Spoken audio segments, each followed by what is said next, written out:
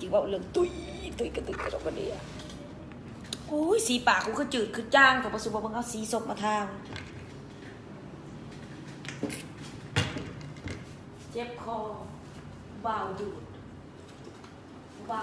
เจ็บคอกันเลย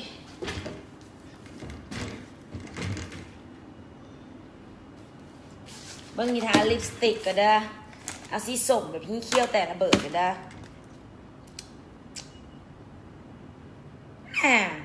น่ะคือสีคล้ายๆน้องซูนอมบันนี้นะคือหนาคนขึ้นมาหนึ่งโอเคเสียหายสวัสดีทุกคู่ทุกคนทุกต้นทุกคนฮ่าเมื่อนี้มาตั้งแต่10 โมงปลายเนาะแบบว่าเลย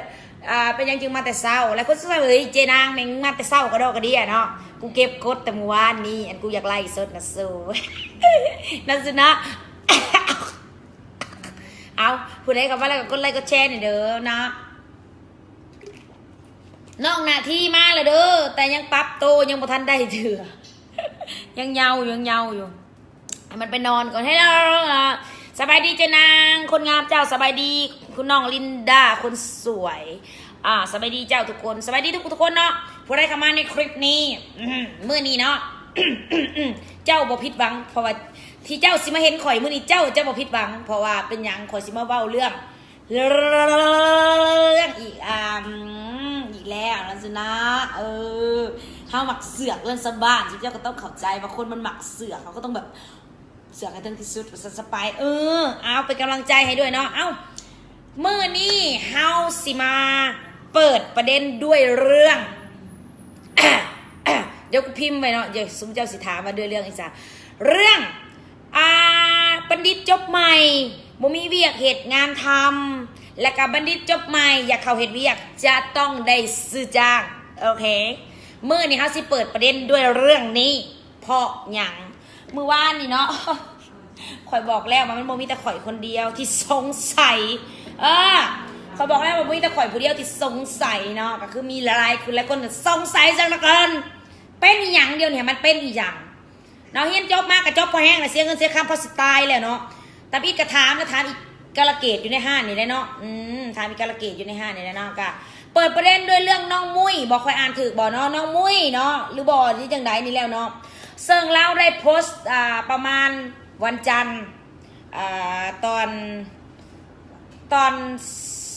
18 โมงวันจันทร์แรงวันจันทร์เดี๋ยวด้วยความแบบขับแค้นแน่ใจเนาะคุณน้องก็ฟาดไป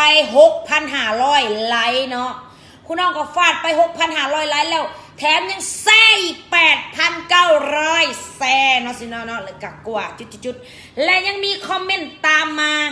อยู่ตลอดบริยุทธ์เนาะคอมเมนต์นี่ตามมาตลอดบริยุทธ์ด้วยเหตุผลที่ว่าทุกคน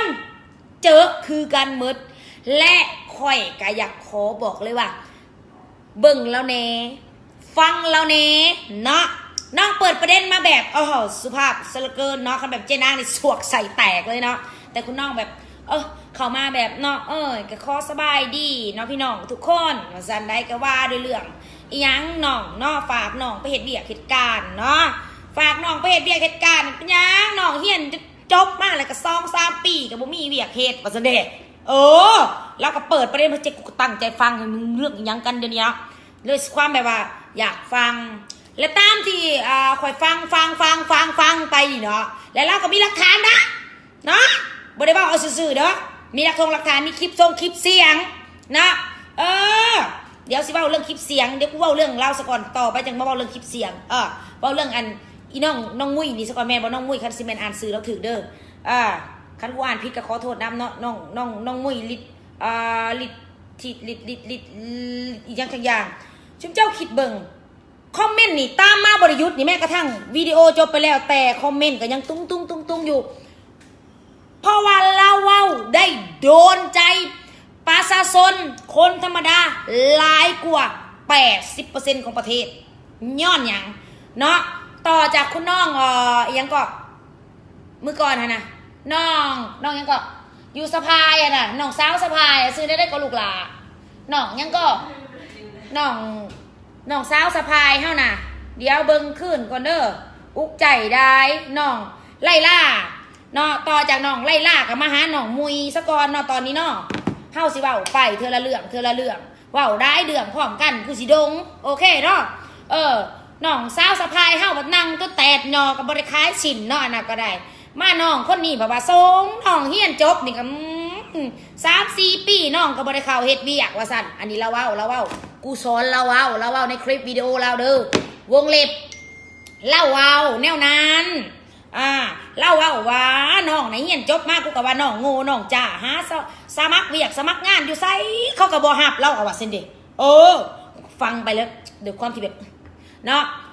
แล้วเฮ็ดได้ก็เลยไปถามหมู่ไอ้น้องหมู่แม่มึงคือเฮียนจบไวเถอะวะ1เฮียนจบไว2น้องหมู่มีเวียกเฮ็ดงานทำปุ๊บปั๊ดเข้าไปเนาะสุเนาะนั่นแขกเข้ามากับบาทเจ้าสบายดีเจ้าปาไปน้ำเด็กน้อยเลยเดี๋ยวสิอ่านดอกเจ้ากับใจละลายไพดีเลยนะบริตี้ไพเลยโอเคเขาไปกันต่อนะพี่น้องเนาะแล้วก็เล่าเลยว่าน้องจบ2-3 ปีเนาะหาเงินตายอย่าส่งน้องเฮียนนะก็ตบมาแล้วมึงก็หาเวียกเฮ็ดเงียนงานทำบ่ได้สมัครเขาไซก็บ่ได้ใส่เข่าก็บ่ได้กูเราว่ามันโง่เราว่าเนาะอีหาน้องหานี่ก็ส่งยังตายกับเข่าบ่ได้โง่ก็ล่อก็เลี่ยเนาะเราก็ว่าจังซี่เนาะที่จริงแล้วหมู่แล้วเราบ่ได้แนะนำอีหามึงเดี๋ยวนี้นั่นนี่มึงมาเสือกูนี่มึงไปกูสิพาไปว่าซั่นเขาเว้าเราเว้าให้ฟังไปดิกับบริเวณชีกระจอกงอง่อยได้สู้เนาะระดับนายพลนายเพนอีสังของเราเว้านะเนาะระดับนายพงนายพลถึงจะกระทรวงเกษียณแล้วก็ยังเป็นนายพลนายเพนว่าซั่นเด้เนาะพาไปพบพาไปพ่อว่าซั่นเนาะได้แน่นอนลูกหลานบ่ต้องเป็นห่วง100,000 บาทเพิ่นว่าซั่นเด้อุ้ย100,000อุ้ยด้วยนางมวยเนี่ยแบบเราเป็นไก่มากก็จนเมื่อยแล้วเนาะตัวคนมากระลายเลยนั่งขึ้นมานั่งสิบตัวตัวนะความหมายของนางก็แบบตัวคนมากกระได้เด้กูสิบ่ถือตัวดอกที่เบิ่นว่า100,000 บาทนี่กูก็นอกโฮมเงินโฮมขั้นนะชื่อจ้างโดดขอให้ตะมันเขาได้เฮ็ดเวียกว่าซั่นได้มันก็จ้างแล้ว100,000เนาะจ่ายโดนลูกเอ้ยเงินนั่นซ้ำนี่เขาคนใหญ่คนโตเนาะเงินเจ้าดำ100,000เขาบ่เอาดอกเขาส่งเจ้าคืนเหมือนว่าได้น้องมึงก็เสือแล้วบัดนี้น้องจ่ายแล้วสิเนาะบาดแดวแล้วดนหลายมือหลายเว้นหลายเดือนเนาะสิเนาะก็บ่ได้จักเถื่อเนาะก็เลยโทรไปถามบัดนี้มันเป็นแนวใดคือบ่ได้เนาะน้องมึงก็ถามแต่ว่าแม่เอ้ยเป็นแนวใดแม่ลูกน้องเฮาคือบ่ได้ว่าซั่นแล้วก็มื้อนั้นมื้อนี้มื้อนั้นหลายเถื่อต่อหลายเถื่อตามจนกระทั่งคันบ่ได้แล้วเฮาก็สิขอเงินคืนน้องมวยว่าซั่นเด้ขอเงินคืนเด้อแม่เด้อมันบ่ได้แล้วน้องมวยว่า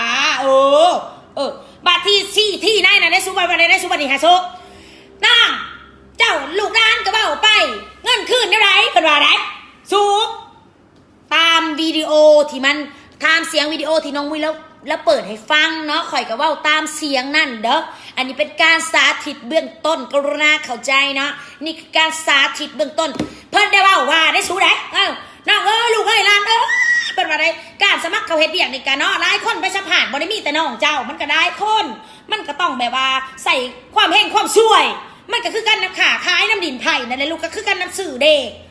ชื่อถือก็ได้เงินซื้อบ่ถือแล้วก็เชียร์เงินเพิ่นว่าเพิ่นบ่อยากโชว์เงินเข้าสู่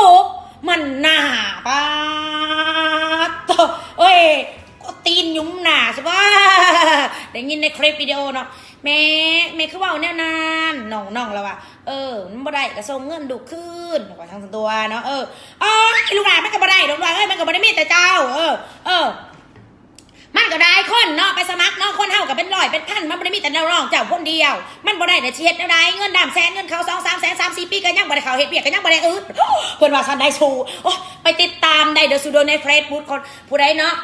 ไปเบิ่งในเจแซหรือว่าไปเบิ่งอยู่ในFacebook คนน้องมวยเนาะแต่ว่านามสกุลหรือว่าชื่อน่ะกูอ่านบ่ออกโอเคเนาะเฮาสิแจ้งเกิดเด็ดไอดอลคนใหม่อย่าพลาดเพราะว่าคนดีสนับสนุนนี่ชื่อนี่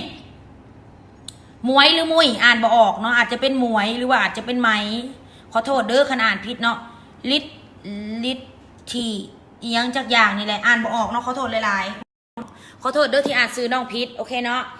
ไปฟังอยู่ในคลิปวิดีโอคุณน้องมุยนะว่าจังซั่นว่าซั่นเปิดให้ฟังเลยน้องมุยมาแชร์เลยแชร์เลยแล้วนี่แชร์เลยนี่เนาะอีเมลเว้านี่ นี่นะใส่โทรทัศน์น้องมุ้ยดูด้านนี่บอกได้หนีกันเนาะเงินค่ำไหนผู้อื่นน่ะถ่า2-3 ปีจ่าย2-3แสนนะนั่งบ่ได้เขาแล้วน้องบ่ทันได้สุรถห้านะสุนะอีแม่มันหน้าด้านแหงขอเล่าเลยแม่หน้าด้านแหงนะแม่เนาะน้องแล้วว่าถึกอยู่ส่วนหนึ่งใดสมมติว่าอีนายเถ่าอันนี้นะสูอีนายเถ่านี่เป็นไพ่บอจักเด้อบอกตามเสียงคือเราเถ่าแล้วอีนายเถ่าอันนี้นะสูในปีหนึ่งนะมีคนจบจากโรงเรียนนี่มันจัก1,000 คนแล้วน้องมวยเขาโทษน้องมวยโอเคน้องมวยเนาะน้องมวยเขาโทษเด้ออ่านผิดตัวนะนี่เขาโทษด้วยน้องมวยแล้วว่าถึกในคนจบแต่ละปีนี่มันจัก100จัก1,000 คนถามแน่มันจักพันและหลอกเอาแบบนี้อีเกตมึงสิเขาเป็นครูวะไม่กู100,000 บาทบายกูมึงเขาเดี๋ยวนี้รอดเป็นหลักทกรจ่ายชวดหาเงินจนตายนะซูเนาะว่าพื้นก็คือน้องไล่ล่าว่าแล้วนั่งจะแตกหนอชี้ชิบฟันว่าสั่นตำจนเมื่อยอะไรก็คือกันอันนี้ก็แล้วเราก็ไปเป็นเหตุเวียกแล้วจนจะตายเพื่อสิหาเงินได้100,000 บาทมาจ้างให้น้องเขาเหตุเวียกโซ่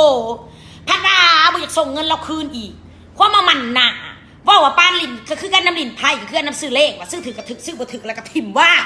มันหน้าน้องอีแม่เนาะสมัยสั้นนั่นดามีความด้านอย่างสูงนะแม่กูเล่ามึงเลยจะเป็นซาดแห้งนะแม่เด้อสิบอกเนาะแม่เนาะแต่ละมือแต่ละเดือนแต่ละปีนี่คือจะไปเฮ็ดยังหาไม่ได้เพื่อนจะเขาเฮ็ดเรียกมาหาแม่เอาเขาได้โดดได้เชื่อแม่ได้โดดผู้นี้ได้โดดห่วยแต่ละเนาะแต่ละมือแต่ละเว้นมามึงได้โดดอยู่นะมึงก็สิได้โดดได้แม่เอ้ยมึงก็สิด้วยแล้วแม่เอ้ยผู้ที่ถูกมันก็ถูกลงดับมือนะแม่เอ้ยแล้วก็บริคือเห็นหัวอกแล้วก็หัวใจประชาชนคนธรรมดาเนาะโอ้ยจะเข้าเฮ็ดเบียร์ก็ต้องจ่ายเงินธรรมดาหนะโซก็ต้องมาเซ็งแต่ว่าลูกเจ้าร้านนายนั่นนี่ก็แม่งมาเมิดค่ะลูกคนมีเงินบ่มีเงินเซ็งเอาสู่ผู้ได้เก่งผู้ได้เข่าเห็ดสั้นตัวอันนี้เอาแต่คนมีเงินสบอผ้าสมองคือหมูนี่เสียได้ไปเข่าไปสมองก็เสือกหมาปัญญาก็เสือกควายเสียได้จะสิไปพัฒนาประเทศชาติได้บ่ทานเลยทานคันแม่นเรื่องนี้เป็นความจริงเนาะกรุณาสอดส่องเบิ่งแย่งดูแลและแก้ไขให้ประชาชนด่วนด้วยเด้อสิบอกให้เพราะว่าเดี๋ยวนี้มันเดือดร้อนกันแฮงเนาะผู้ใดอยากเป็นทหาร10 ด่าน20 ด่านผู้ใดอยากเป็นตำรวจ200,000-300,000 บาทได้พี่น้องเนาะแปลจะชูจะเบาเทิงร้ายอันร้ายแนวเดี๋ยวนี้นะเนาะภาษีเนาะอย่าเบาครูบาอาจารย์ยังก็ได้ซ่องได้จ่ายเงินเมื่อจะได้เข่านะอันเขาเบาคอยกระเบาน้ำน้องมวยนี่ละเบาแล้วบอกว่าคันเบาเท่านี้กับพิษพลาดประการใดกับข้ออภัยด้วยเขาจะจับเขาคุกกันมันก็ย่อมระหว่างนาเห็นบอกเจ้าจะเขาจะย่อมขนาดนั้นท่านเขาย่อมขนาดนั้นชิบอกหายนักเดินเนาะต้องแก้ไขด่วนเลิศคนเฮาที่จะเอาเขาไปเหตุเบียกอยู่ในประเทศชาติเท่านี้นะว่าเพื่อนเป็นตำรวจมึงจะต้องเฮียนจบซะก่อนจบมึงต้องไปต่อโรงเฮียนตำรวจซะก่อนปืนอันนี้นะว่าขอโทษนะคันสมมติซื้อจ้างแบบนี้นะคันได้เข่าแม่งปืนยิงกระบอกเป็นมันสิไปจับผู้ให้ได้จังไดถามแม่ฮะมันกระบอกได้เหรอวะมันบอกแม่วิชาการธรรมดาเขาเฮียนจบมันจะเป็นวิชาการสมมติเจ้าเหตุเรียกไฟฟ้าแม่งกูมีเงินเอาเดี๋ยวนี้100,000 บาทกูจะเข้าไฟฟ้านะสมมติวงเล็บแบบวงเล็บใหญ่ๆสมมติเนาะสิเข้าไฟฟ้าปัดเสือกมาเข้าไปไฟสอดตายเสร็จแล้วมันเห็ดบ่เป็นนะสมมติแพทย์บัดหมอได้ซะอยากไปประจำอยู่บนห้องหมอใหญ่ๆว่าเสือกความหูตัวเองบ่มีอยากได้ให้มันจบซื่อๆได้ซะเอาเงินซื้อเอาสมมุตินี่คือการสมมุติเฮาเอาบุคลากรที่บ่เป็นตาสแตกแดกหาแต่มันพ่อแม่มีเงินซื้อละจ้างเข้าไปเสือกว่ามันเห็ดบ่เป็นผ่าตัดคนตายเสร็จแล้วได้เนาะขอโทษเด้อหลักไหลหูจังหน่อยเด้ออดทนเด้ออารมณ์น้องกำลังขึ้นนั้นกำลังองค์กำลังลงองค์ลงแล้วนะองค์เริ่มลงแล้วตาเบิกกว้างพ่อจตุคามรามเทวากำลังลงไหนประมาณนั้นเนาะคอมเมนต์บริอ่านเด้อยกออกมือนี่บ่ต้องอ่านคอมเมนต์กูไหลยาวเลยมึนเนาะอันนี้เขาเล่าเรื่องความจริงสู่การพังสมมุติมันเกิดปีแบบนี้คือน้องมวยนี่เราเว้าเนี่ยมันมีความจริงน้องมวยนี่เล่ายอมว่าคันกวดสอบแล้วมันบ่เป็นความจริงเรายอมเขาคุกน้องมวยว่ะน้องมวยเอาชีวิตเจ้าของหับประกันเด้ยน้องมวยบอกคันเว้านี่มันผิดพลาดประการใดที่เอาเขาคุกกับเข้าซะมันว่ะสิไปกินข้าวแดงในคุกกะย่อมมันน้องมวยว่าสันได้เนาะ ตรวจกวดสอบแก้ไขเฮาต้องเอาคนดีมีความสามารถเข้ามาเฮ็ดเวียกให้พักให้รัฐบ่แม่นสิเอาคนแต่มีเงินแต่สมองบ่มีเนาะมีแต่อยากเข้ามาสูบเลือดสูบเนื้อขู่ฮีดบ่เอาno อุ้ยอารมณ์มันขึ้นเว้ามาแล้วกูซูนอ้าวคือไรมึงแม่ขนาดอีนางเว้าผิดสมมุติเป็นตำรวจยิงปืนก็บ่เป็นว้าจะขี่หลักมาบ่เราจะยิงปืนก็ซักไก่ก็บ่ถือเสียดแนวใดถามแน่เอาคนที่มันเป็นตีก็บ่เป็นเห็นแนวใดแต่ละมื้อเพิ่นจะอยู่แต่ห้านเบียร์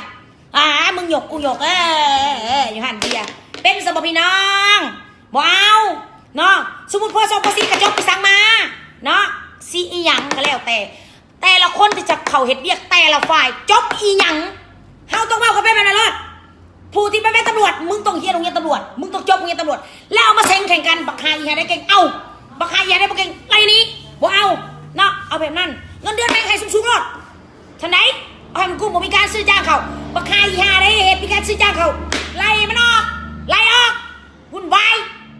เอาไว้กับนักแผ่นดิน6ประเทศชาติแสดงว่ามันต้องมีการทุจริตในการนำคนเขาเฮ็ดเวียกอย่างแน่นอนเพราะว่าคลิปนี้นี่เราค้ำประกันโดยตัวเราเองว่าคันโบเมนเรายอมเข้าคุกเราว่านั่นนะเพราะฉะนั้นกวดสอบเนาะอารมณ์มันเริ่มขึ้นสูองลงบอกแล้วอย่าให้ได้ว้าวอารมณ์มันขึ้นคอห้องค่อยได้ยินหลายโบเมนฮักก็ได้ยินทหารจักรานก็ลูกแล้วเอาเงินในจักรานลูกทหารไปจักรานก็เขาทหาร18 ล้านบริษัทไหนเขาทหารเขาปุ๊บรอดได้สั้นเลย18 ล้านบริษัทไหนนี่แหละได้ยินเขาเว้า18 ล้านหรือเท่าไรนี่แหละจ้างเขาเป็นทหารคนที่จะเป็นทหารนะธรรมดามันนะคือไทยนี่นะสมมุติพ่อ18 ปีมึงบอกไปเกณฑ์ทหารพ่ออยากหายอยากพ่อไม่อยากตายเด้กูอยากอยู่นะแฟนกูไม่อยากไปจับไปเด้กูไม่อยากเป็นบ้านเฮาจ้างเขาเป็นทหารกูหาก็เคยได้ยินกับบ้านเฮานี่แหละชูเขาเว้ามันแม่นบอกกวดสอบไว้คนที่จะเอาเขาเป็นทหารต้องคนแบบใดบ่เป็นจอยแหงขี่ม้าขี่ก้าวบ่เอาก็เอาคนที่แบบว่าเขาเรียนการทหารมาเขาเนาะหุ่นบ้างแล้วเห็นบ่คนบ่สูงบ่160เขาก็บ่เอาได้คันมาตรฐานมันเกณฑ์มันน้ำหนักบ่ฮอดก็บ่เอาจอยหลายเขาก็บ่เอาตุ้ยหลายกูก็บ่เอาสูงหลายกูก็บ่เอาเตี้ยหลายก็บ่เอาเขาเอาอย่าง40 ล้านนี่คุณน้องกูลืมอ่าน40 ล้านกูพูดถึง40 ล้านคือหยังเนาะมีเงินจ้างเขาได้สั้นโลดโอ้ยดาวในบาร์เนี่ยมันซื้อง่ายขนาดนั้นบอกมากูก็จ้างมาซูชิเอาเท่าไหร่กูจะเข้าไปเป็นทหารนะตำรวจนะเท่าไหร่เจ้านางสิเขาเป็นตำรวจเท่าไหร่วะคำมันซื้อได้ขนาดนั้นนะไพ่ชิบุอยากซื้อวะสูเนาะไพ่ก็อยากซื้อได้มันง่ายมันสบายบ่ต้องเฮียนมีเงินแล้วจ้างเขาโลดมันง่ายพอตีบอกกวดสอบว่ามันแมนแท้บอกคันมีการซื้อจ้างไล่หัวคาอีห่าครับซื้อจ้างออกนี้แมงเมื่อแต่ประเทศลาวนี่เนาะไล่มันนี้แต่ประเทศลาวไล่มันนี้ออกจากการพอไล่เนรเทศแมงเลยเนาะสูเนาะวุ่นวายบ่ต้องให้มันอยู่พวกข่วงว่าอีนี่คือกันนี่เฮียนจบมาก็มือนี่บอกกินอารมณ์บ่ดีบอกกินมือนี่คันผู้ใดจะเข้าเป็นครูจ้าผู้ใดจะเข้าเป็นหมอจ้าผู้ใดจะเข้าเป็นทหารจ้าตำรวจจ้าแล้วกูถามเนี่ยเอาในไสละคนมีความสามารถมาเป็นบัดคนมีความสามารถบ่มีเงินบ่ได้เข้าแล้วเฮียนมาเห็นยังวะบัดแม่ก็พอขายหน้าอยู่บ้านขายควายจ้างลูกส่งลูกเฮียนลูกเอ้ยประหยัดเด้อลูกเด้อตั้งใจเด้อลูกเด้อลูกเฮียนให้มันจบจังบ่ทุกข์คือพ่อคือแม่เด้อลูกเด้อลูกเฮียนไปเด้อลูกเอ้ยลูกเฮียนจบแล้วเลยจังบ่ทุกข์คือพ่อคือแม่ปริญญาจบแล้วก็ทุกข์คือกันในเมื่อแม่บ่มีเวียกเฮ็ดมันก็ไปไถนาอยู่บ้านคือเก่ามันก็ไปเลี้ยงควายคือเก่าบัดนี้อยากเลี้ยงอยากไถนาก็บ่มีนายไถได้แม่ขายส่งเฮียนมื้อแหละวายสู้ก็มีแต่ทุกข์กับทุกข์แล้วก็ทุกข์ตึบอกทุกยกกำลังลอยเลยบ่เป็นยกกำลังศอกทุกยกกำลังลอยสู้เคยได้ยินบ่โซนะกว่าสอบบังคืนบังแยงแก้ไขประชาชนเดือดร้อนตอนนี้ฮะเดี๋ยวนี่เนาะสุเจ้าสังเกตบ้างไหมมาสุเจ้าสังเกตบอกว่ามันมีหลายคนสำหรับที่ออกมาบอกว่าเฮ้ย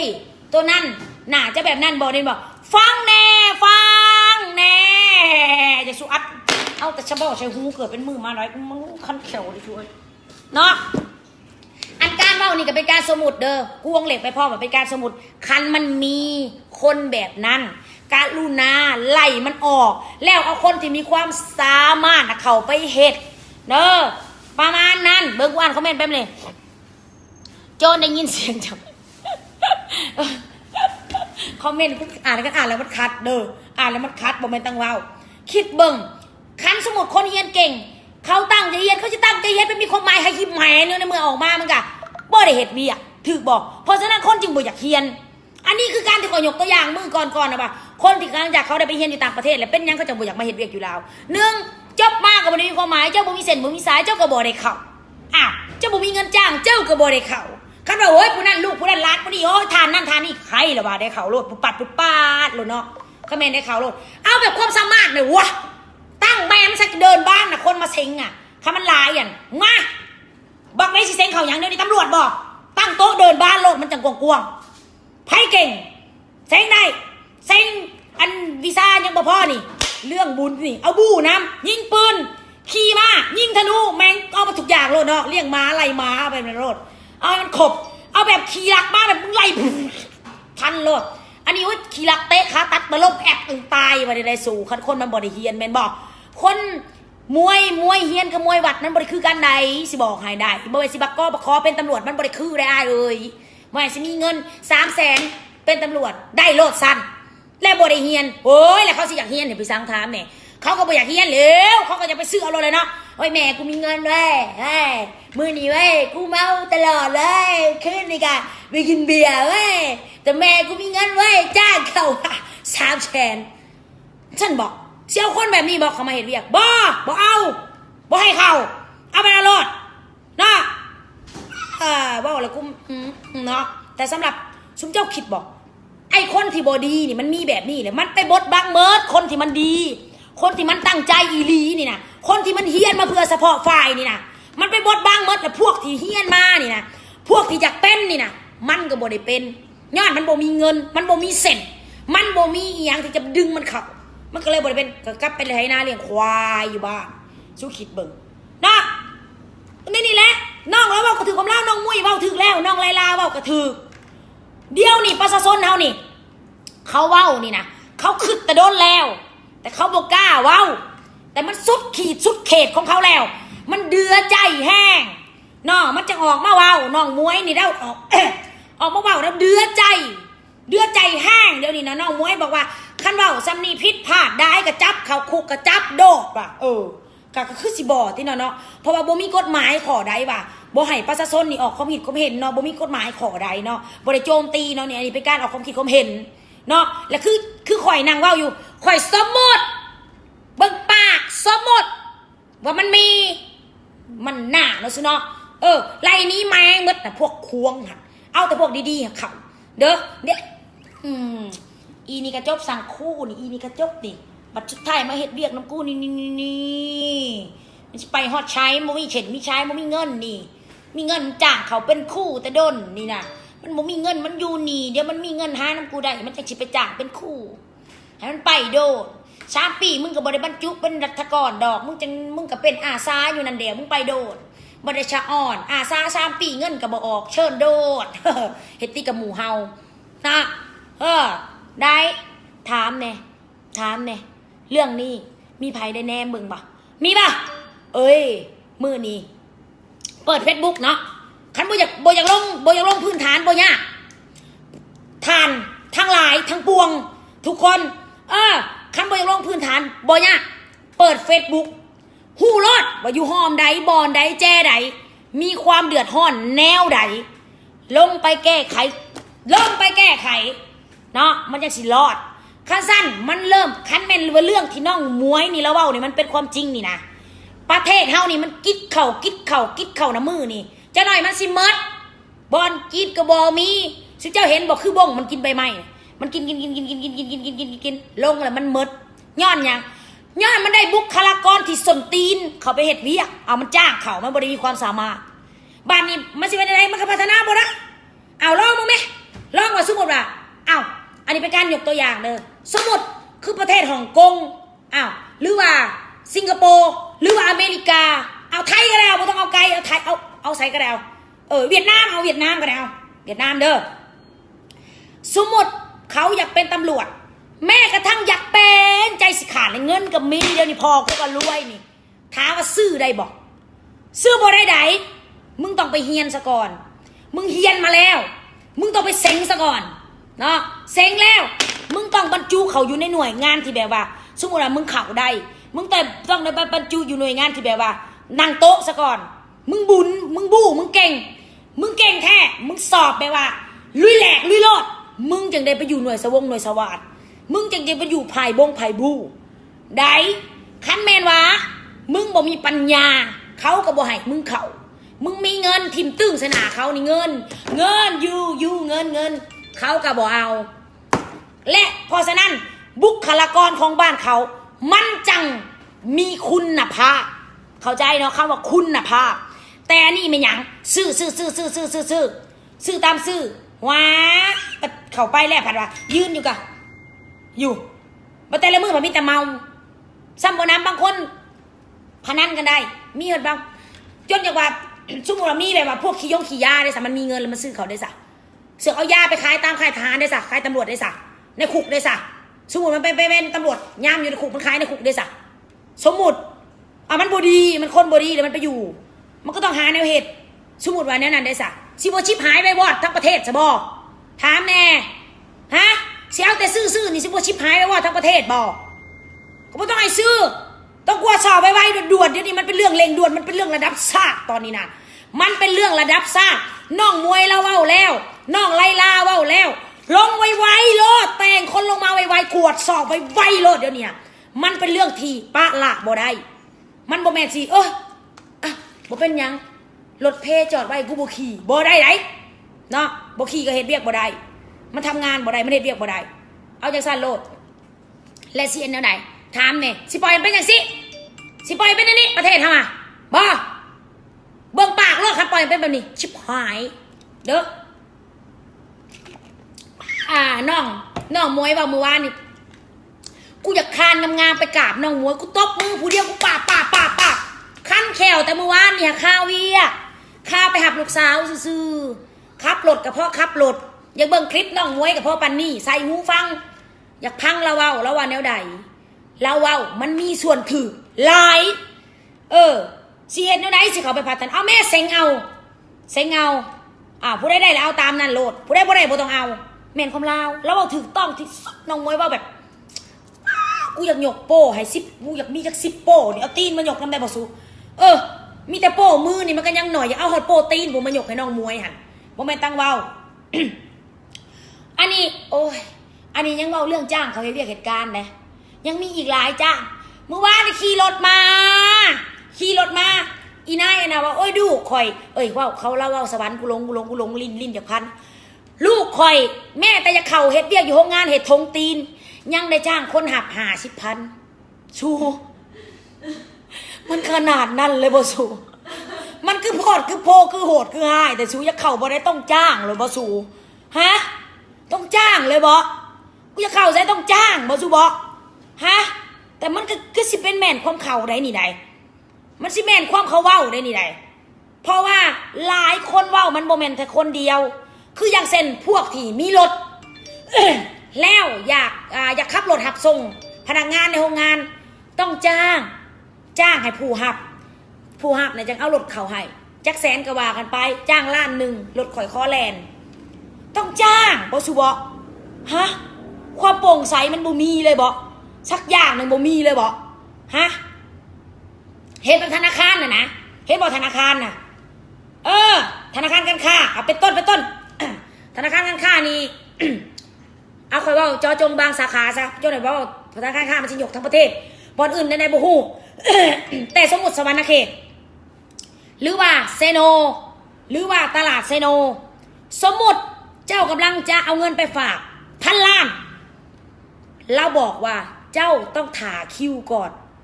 บ่มีคำว่าเงินเจ้าหลายเจ้ามาก่อนบ่มีเนาะเดี๋ยวนี้ข่อยต้องการโอนเงินให้ลูกข่อยผู้หนึ่งสิกำลังสิโอนให้ลูกอยู่เวียงจันทร์300,000 กีบผู้หนึ่งกำลังสิโอนให้ลูกอยู่อเมริกา300 ล้านสมมุติ300,000 กีบกับ300 ล้านสมมุติแต่คนที่300,000 กีบมาก่อนต้องตามคิวตามคิวบ่มีการแซง อันนี้จังเอิญว่าของจริง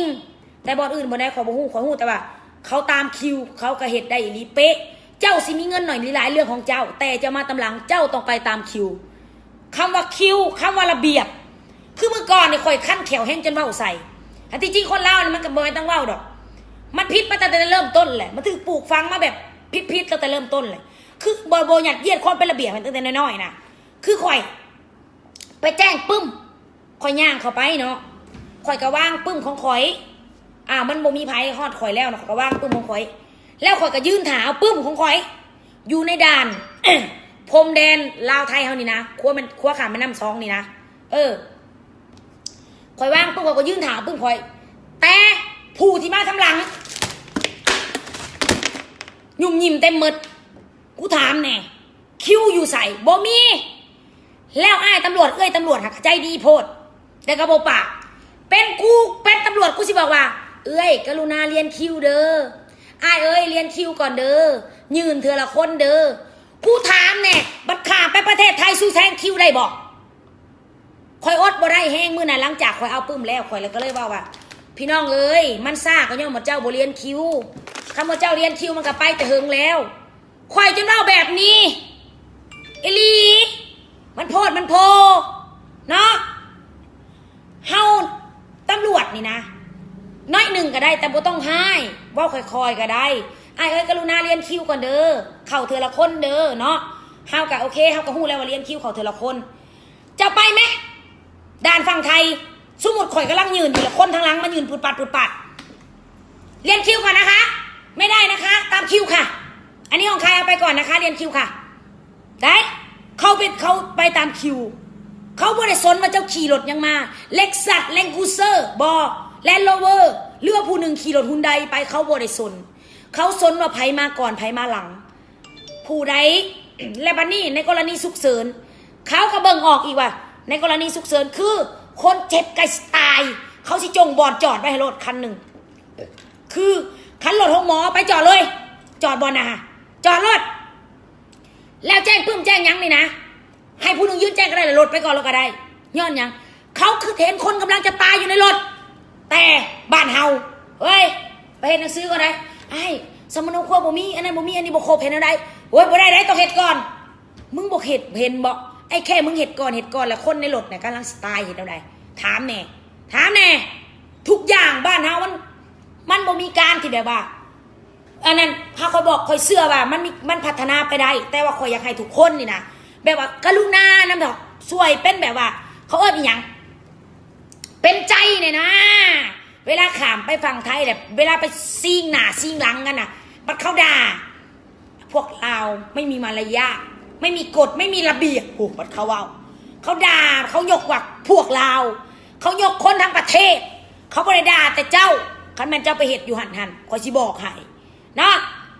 คือไปอเมริกานี่คอยไปมาเลยไปอเมริกานี่เจ้าเป็นไผคอยถามเจ้าเนี่ยคอยบ่ได้สนคอยฮู้แต่ว่าเจ้าเก่งบอกเขาสมมุติสิเขาเฮ็ดเวียกเอาไหมมีเงินจ้างเขาได้บอกบ่ได้เจ้าต้องเก่งเจ้าต้องเขาเฮ็ดเวียกได้ไปแม่ไปสืบแม่ฮ่องกงสิงคโปร์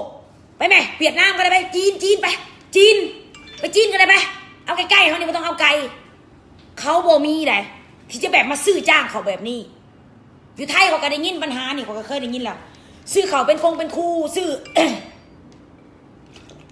เขาก็แก้ไขกันอย่างรีบด่วนอยู่เพราะว่าเขาแบบนี้แหละก็ได้ยินว่าสมมติบางคนนักเรียนอยากจะเขาเรียนหลักแบบนี้ก็ต้องซื้ออยู่ไทยอ่ะ ก็ได้ยินแต่ความจริงสิเป็นอะไรเฮาต้องสืบเฮาต้องถามเฮาต้องเบิ่งว่ามันแมนแท้หรือบ่และถามแมนว่ามันแมนมันเอาไว้บ่ได้แล้วแหละคนแบบนี้มันเอาไว้บ่ได้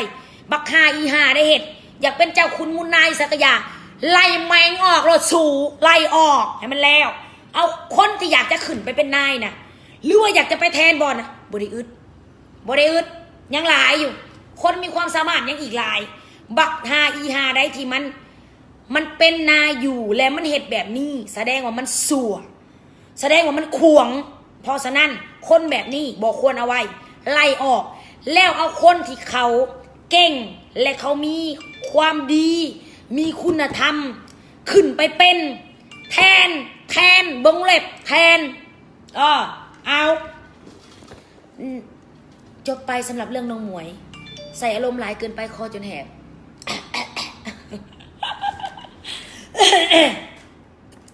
จบไปเนาะสำหรับเรื่องน้องหมวยเฮาสิไปต่อกันเรื่องทั่วไปน้องหมวยจบแล้วเอาเรื่องทั่วไปซะเสียเงินล้วนแต่ประถมจนจบปริญญาตรีบ่มีประโยชน์ถ้าเฮาบ่มีเงินแม่นเห็นบอกไลน์คอมเมนต์ข่อยเชื่อว่าไลน์คอมเมนต์นี่เห็นดีนำข่อยว่ามันบ่มีความหมายยังมัดถ้าเจ้าเฮียนไปเจ้าก็บ่ได้เข้าเฮ็ดเวียกบ่ได้ใช้วีซ่าเวียกบ่ได้ใช้ความรู้ที่เจ้าเฮียนมามันบ่มีความหมายยังเลยเฮียนมาให้หมากินล้วนๆข่อยสิบอกกันเด้อ เพราะฉะนั้นเฮาตกลงแก้ไขข้อนี้โดยด่วนต่อไปเฮาสิเว้าเรื่องส่วนบัดนี้เว้าเรื่องความรวมนั่นก็คือหลายบ่อนหลายที่อยู่ในบ้านเฮานี่คำว่าสัมปทานข่อยงงนำว่าสัมปทานคำว่าสัมปทาน ผู้ใดได้สัมปทานผู้นั่นนะสูคันเปรียบใส่ภาษาตะกี้กับป้านได้หัวยนต์5คำว่าสัมปทานประมูลเมาสัมปทานผู้ใดได้ ซ้ำได้หัวยนต์5เพราะพื้นสัมปทานที่ดินแมงเส้นให้เป็น100 ปีกินสุดอยู่3 สัวอยู่คนกะบ่หมดสัมปทานคือรถคือกันตลาดคือกันเข้าจอดรถตลาดเสียค่าฝากรถกูก็งงเนาะงงทั้งที่ถ้าเขาบ่ไปจะจอดในตลาดมึงสิมีคนเขาไปหลอกได้จังไดวะกูงงกับกูก็บ่จักเขาก็บ่เข้าใจการบริหารของคนอยู่ลาวเฮานี่กูก็บ่เข้าใจว่า มันคือจังไดเคยมีตลาดใดอยู่ไทยครับอันเสียค่าฝากรถบ่เขาไปหลอกแมคโครโลตัสบิ๊กซีโรบินสันเสียค่าฝากรถบ่มีบ่มีบ่อนใดบ่เขาแห่งเฮ็ดบ่อนจอดรถกว้างๆไว้ให้เจ้า เขาไปซื้อเครื่องในห้างเขา เขาอยากให้เจ้ามาหลอกตลาดเขาแต่บ้านเฮาอยากไปกินเฟอคืออยู่เวียงห้านเฟอแซ่ก็ต้องไปจอดแถวนั้นต้องเสียค่าฝากรถ 5,000 คันจอดหน้าตลาดสวรรค์บหรือเซโนต้องเสียค่าฝากรถกูก็บ่เข้าใจว่าข้าสมมุติเขาบ่ไปจอดแล้วเขาได้สิไปซื้อเครื่องอยู่นั่นได้วะเนาะกูก็คิดจังซี่นะก็บ่ได้คิดว่าเขาผิดดอกแต่งงนี่คือการยกมาถามแบบเฮาไปเห็นแล้วมันแปลกมันบ่คือบ่อนอื่นเขาอะนะเฮาก็เลยมีข้อของใจในใจเฮาคือ อยู่ไทยนี่ก็จังบ่มีนี่ก็คือเขาคิดว่าถ้าเจ้าสิมาห่างของข่อยเซิญเจ้าเข้ามาได้เลยเพื่อเจ้าข่อยอยากต้อนรับเจ้าเขามาซื้อสินค้าของห่างข่อยแน่เขามาซื้อซอยข่อยเด้อความหมายของเขาแบบนี้คือข่อยเห็นบ่อนจอดรถกว้างๆไว้ให้เจ้าเลยอยู่ไสก็แล้วแต่อยู่เวียงจันทร์หรืออยู่สวรรค์หรืออยู่ไซโนกูบ่จักเข้าตลาดใดกูก็ได้เสียเงินกูก็บ่เข้าใจคือกันบางทีกูอยากไปธนาคารการค้าต่างประเทศอยู่ไซโนมันมีสาขามีหน่วยบริการอยู่ตลาดไซโนกูไปจอดรถปุ๊บหน้าธนาคารแต่กูต้องได้เสียเงินค่าฝากรถกูก็บ่เข้าใจว่าเป็นหยังกูมาธนาคารกูก็ต้องเสียเงินแล้วเฮ็ดแนวใดกูก็เขาบ่เสียกับกูก็บ่มีบ่อนจอดกูก็บ่เข้าใจคือกันว่ามึงบ่อยากให้กูเข้าไปในตลาดของมึงบ่มึงบ่อยากให้กูเข้าไปซื้อเครื่องในตลาดมึงบ่สมมุติไปตลาดสวรรค์ไซจอดปุ๊บเสียเงินกูจะเข้าตลาดมึงใดกูจะต้องไปซื้อเครื่องในนี่ใดและแม่ค้าสาวขายอยู่ในนั้นถ้าคนบ่ไปแล้วเขาเสียเครื่องในไซขายแล้วมันถึงปลูกฝังกันแบบนี้มาแล้วมันก็เลยเสียกันแบบนี้เป็นเรื่องปกติอยู่แล้วจะต้องได้เสียเลยเป็นปกติและสู้ก็ได้เสีย เขาว่ามาเสียสิทธิของสุมเจ้าก็ต้องได้เสียย้อนสุมเจ้าปลูกฝังกันมาตั้งแต่ใดแต่ใดว่าสุมเจ้าต้องได้เสียสุมเจ้าก็จะเสียสิทธิของหมดเจ้าหมดเลยเฮ้ยอยู่ใจกันเนี่ยกูงงแหงงงเสลือเกินเนาะงงแหงมึงอยากไปจอดหน้าบ้านเฮือนกูบอกฟรีกูจอดฟรีไปจอดไปรีไดงงแหงเดี๋ยวนี้นะงงกูบ่เข้าใจ คือสมมติไปจอดสิไปจอดรถว่าอยู่ครัวขาแม่น้ำคลองฝั่งไทยบริเสียเงินบริเสียแต่จอดฝั่งลาว10,000กูงง กูงงแหงเดี๋ยวนี้กูบ่เข้าใจย้อนหยังย้อนเขาก็สัมปทานมาคือกัน และเขาก็ต้องอยากได้เงินตัวนั้นไปจ้างพนักงานของเขาที่คนดูแลแต่เบื้องเขาบ่แม่นไหนเขามีพนักงานหลัดอยู่แล้วคนกวดขี้เหงื่อเขากวดให้หลัดเขาก็เป็นคนของหลัดเขาก็บรรจุเขาเป็นหลัดเป็นหลัฐกรเขาก็ได้เงินเดือนจากหลัดอยู่แล้วเนาะงงแต่บ้านเฮาเสียก็ถือปลูกฟังกันมาซะแบบนี้ก็อันนี้คือของใจเด้ออันนี้บริติเด้อแค่ถามว่าเฮ้ยเขาคือเบิดคือบ้านเขาแบบเขาสมมติว่าโบเก็บคาฝากรถนี่นะรถมันก็จะจอดเต็มเลยแล้วคนก็จะเขาไปหลอกตลาดแล้วเขาก็จะไปซื้อเครื่องเต็มเลยไหนแล้วเขาก็จะแบบกูโป๊ะแท้ไหนบุ้ยพายใหญ่กูสัมปทานเนี่ยบอกกูจะเห็นตลาดในเซโนนี่นะบุ้ยพายใหญ่กูสัมปทานเนี่ยบอกกูอยากแบบเห็นตลาดเลยกูก็จะให้จอดรถฟรีไปเลยไพ่สิเข้าตลาดเจนางตลาดพอใจจอดรถฟรีเลยเนาะเอาแบบนั้นรถเก็บขาห้องกูจะเก็บถือรถเนาะบุ้ยพายใหญ่กูสัมปทานเนี่ยบอกว่ากูอยากไปสัมปทานดิกูอยากแบบเห็นไปคำห้องขึ้นไปแบบกูอยากเห็นตลาดเองสินะแบบมันแค่คิดก็มันแล้วสินะเนาะงงอันนี้ก็ฝากถามเด้อบริตี้ท่วงผู้ใดแล้วก็บริเวาสะพายเด้ออันนี้คือเฮาเห็นแหละเฮาเป็นประชาชนแล้วเฮาเสียสิทธิแล้วเฮาก็เลยฝากถามซื่อคันผู้ใดเห็นดีกะกรุณากดไลค์กดแชร์คลิปนี้หน่อยเด้อแต่ ฮู้ซึกว่าเว้ามา40 นาทีคอกูไปมาแล้วตอนนี้คอกูไปบ่พอก่อนเอาสำหรับเรื่องที่ข่อยเว้ามาทั้งหมดบ่ว่าสิเป็นเรื่องจ้างเงินเขาเฮ็ดเวียกนั่นก็เป็นเสียงของประชาชนที่เว้ามาและข่อยบอกซื่อๆว่าถ้ามันเป็นความจริงกรุณากวดสอบและเรื่องที่2เรื่อง คิวบอเรื่องรถบอเรื่องอะไรนั่นนี่